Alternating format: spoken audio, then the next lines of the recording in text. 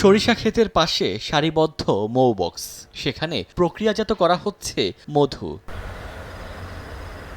মানিকগঞ্জ ও টাঙ্গাইলের মাঠের পর মাঠ হলুদ চাদরে ঘেরা, মৌমাছি উড়ে বেড়াচ্ছে চারদিকে। মাঠের কোল ঘেঁষে গড়ে উঠেছে মৌমাছির খামার। সরিষা ফুলের পাশে রাখা হয়েছে মৌ বক্স, আর সেখানে সকাল থেকে সন্ধ্যা পর্যন্ত মৌমাছির পরিচর্যা, মধু সংগ্রহ থেকে শুরু করে নানা কাজে ব্যস্ত মৌয়ালরা। আবহাওয়া অনুকূলে থাকায় এবছর আগের চেয়ে বেশি মধু সংগ্রহ করতে পারছেন তারা। এখন আল্লাহর আবহাওয়া খুব ভালো, আমরা মধু আলহামদুলিল্লাহ খুব ভালো পাচ্ছি। ফলও আসতেছে, মৌমাছিও আছে। মাঠটাও অনেক বড়, লাভ ভালো হচ্ছে, আর আমরা মধু ভালো পাচ্ছি। এই মৌমাছির মাধ্যমে যে ফুলে ফুলে গিয়ে যে পরাগায়ন সৃষ্টি হচ্ছে, এর ফলে আগের থেকে এখন অধিক পরিমাণ আপনার ফসল উৎপন্ন হচ্ছে। খামারগুলোতে মধু কিনতে ভিড় করছেন বিভিন্ন কোম্পানি ও খুচরা ক্রেতারা।